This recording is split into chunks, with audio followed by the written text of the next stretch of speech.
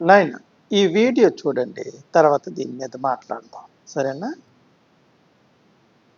నాయుడు ఉన్న వీడియో హత్య చేయడం ఒక వంత అయితే దానిపై ఆయన ఓవరాక్షన్ చేసి పనిచిన తీరు అంటుందని చెప్పక తప్పదు.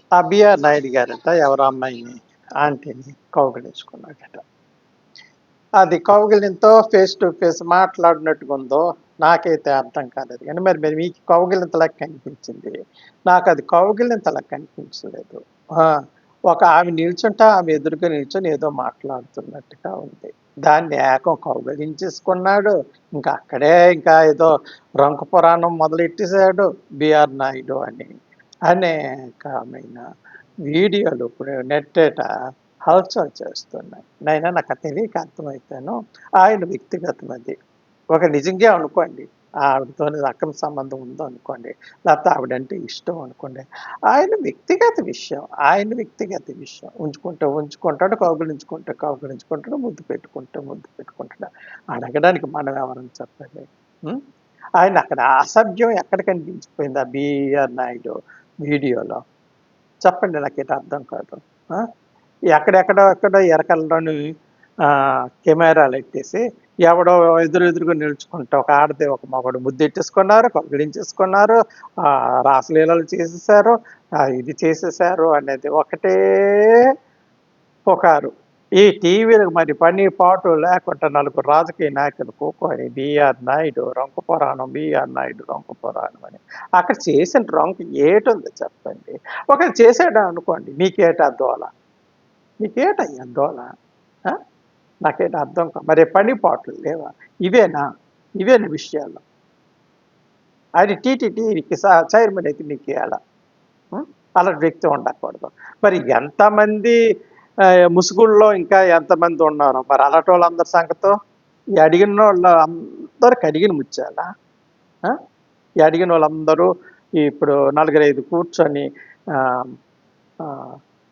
ఒక్కొక్కరు రెచ్చిపోయి మాట్లాడుతుంది. వీళ్ళందరూ కడిగిన ముత్యాలని ఏటి గ్యారంటీ? దొరికినంత వరకు అందరూ ముత్యాలే, ముత్యాలు పగడాలు.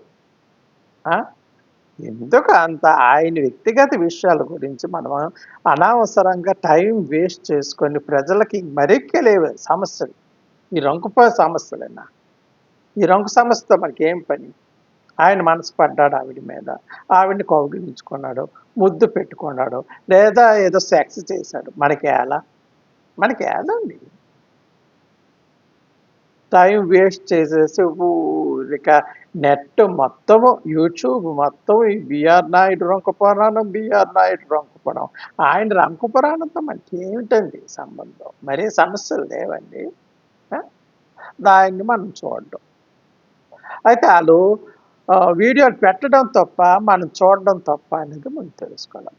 నా కొడుకులకు పని పాటు లేదు, అందరూ కూర్చొని ఏదో వాగుతూ ఉంటారు. మనకి పని పాటు లేదు కాబట్టి మనం కూడా చూసుకొని మన కామెంట్లో మనం పెడుతుంటాం. వ్యక్తిగత విషయాల దగ్గరికి మనం వెళ్ళకూడదు.